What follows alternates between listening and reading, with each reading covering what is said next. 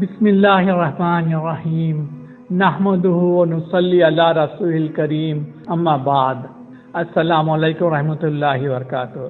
معزز سامعین، ماں کی گود پہلا مدرسہ ہے، ایک ایسی حقیقت ہے کہ جس سے انکار نہیں کیا جا سکتا۔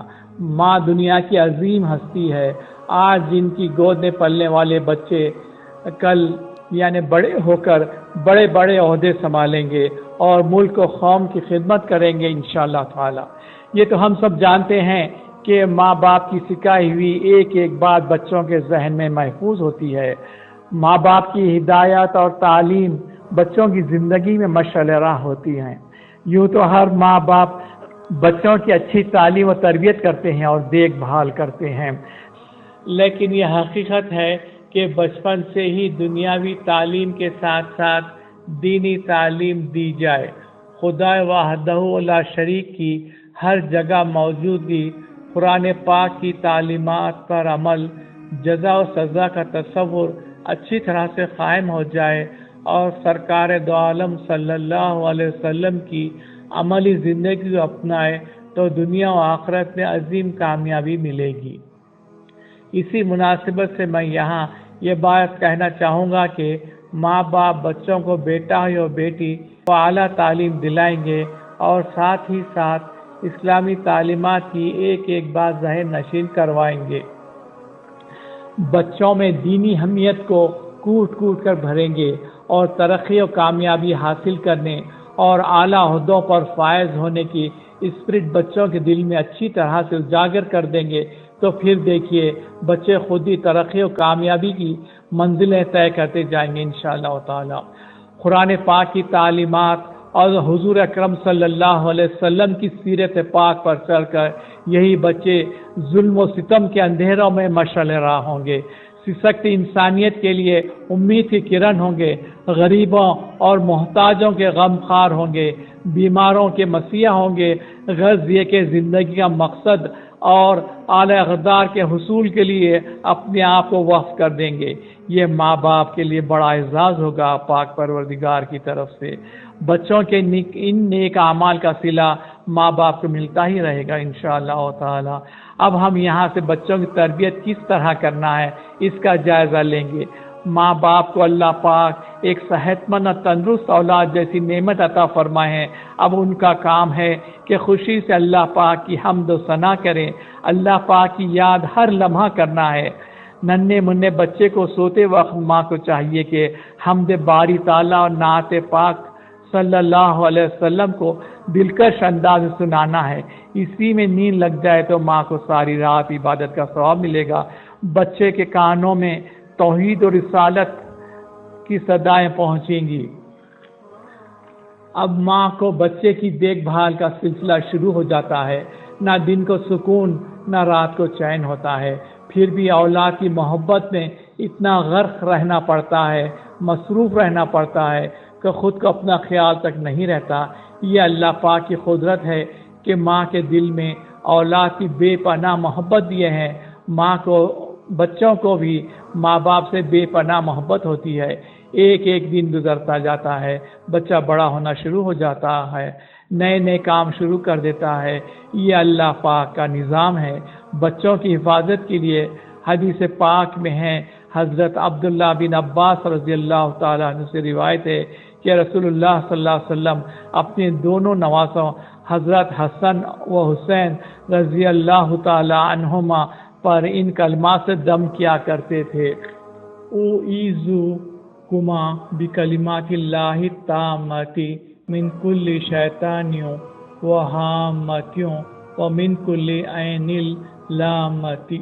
ترجمہ: میں تم کو اللہ کے پورے کلمات کی پناہ میں دیتا ہوں، ہر شیطان کے اثر سے اور ڈسنے والے زہریلے کیڑے سے اور لگنے والی نظر بد سے۔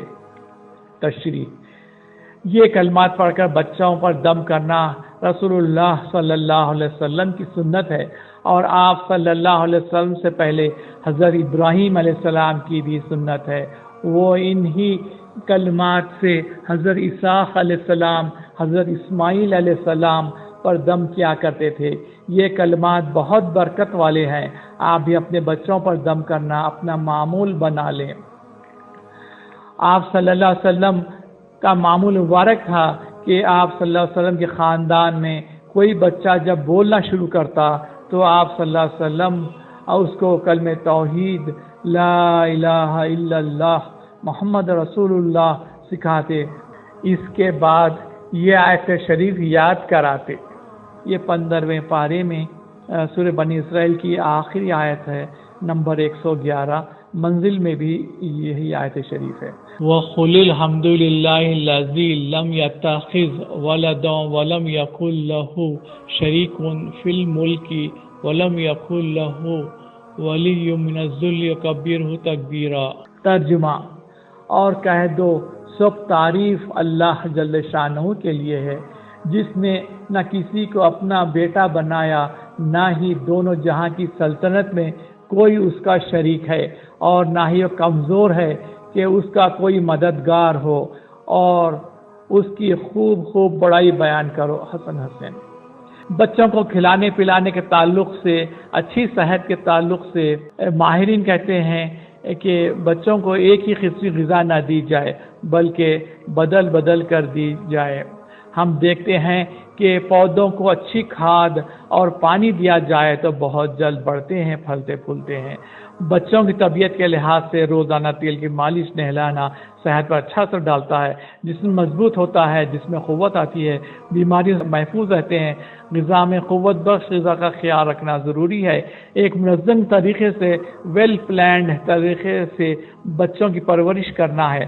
بچے کا ہر کام وقت پر ہونا ہے، رات کو جلد سونا، صبح کو جلد اٹھنا، صبح کا ناشتہ، تیل کی مالش، پانی نہ، دوپہر اور شام میں کھلانا پلانا وقت مقررہ پر ہونا ہے، اس کی پابندی کرنا ضروری ہے۔ تو دیکھیے بچے صحت مند، تندرست اور پھول جیسے معلوم ہوں گے۔ غذا میں قوت بخش غذا کا خیال ضرور رکھنا ہے۔ جوس وغیرہ جو خون میں جلد جذب ہو جاتے ہیں، ممکن ہو تو روزانہ سیب کا رس بچوں کو پلانا صحت پر اچھا اثر ڈالتا ہے۔